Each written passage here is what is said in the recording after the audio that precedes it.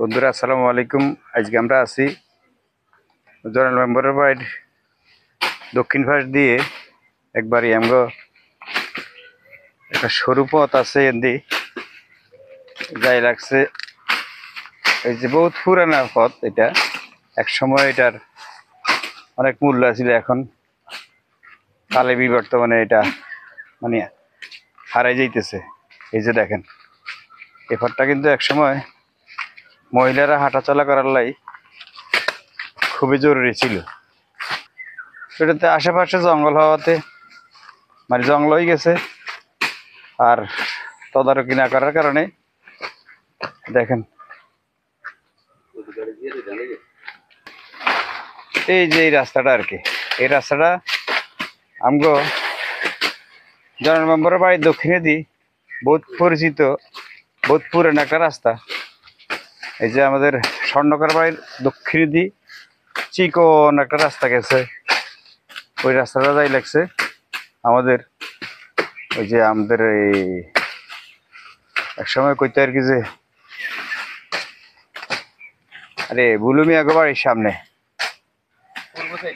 বুলুমিয়াকে বাড়ির একবার দরজায় গিয়ে লাগছে জনাল মেম্বার বাড়ির দক্ষিণে দিই এই রাস্তাটা যায়। এই রাস্তাটা কিন্তু এক সময় মানে খুব পরিচিত ছিল, মানে জরুরি ছিল কি মানুষ হাঁটা চলার লাই। এই মানে যেটা অন্য দিক দিয়ে ঘুরিয়ে আইলে 10 মিনিট লাগে, আর এখান থেকে যদি এখান থেকে ওইখানে যায় যে জনাল মেম্বারের ফলতুন যদি এখান দিয়ে আদিবাই দেওয়া যায় সর্বোচ্চ 3 মিনিট লাগবে।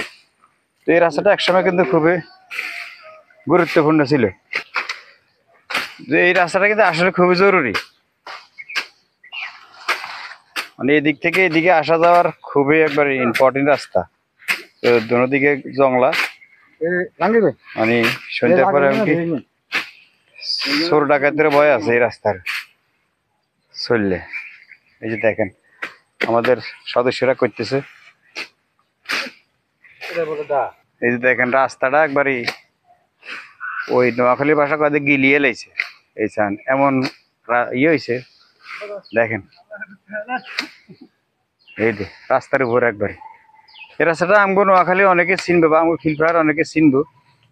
এটা হলো আমগো স্বর্ণকার বাড়ি, হুতের বাড়ি আর কি, হুতের বাড়ি দক্ষিণের দিক। এই যে যাই আদিবাই লাগছে এই রাস্তাটা খিলপাড়া, এই ঠুকুরিয়াতে খিলপাড়া যে রোডটা গেছে ওই রোডে গিয়ে লাগছে।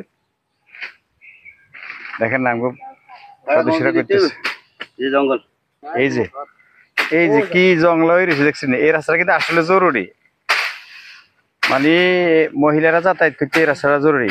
এক সময় খুবই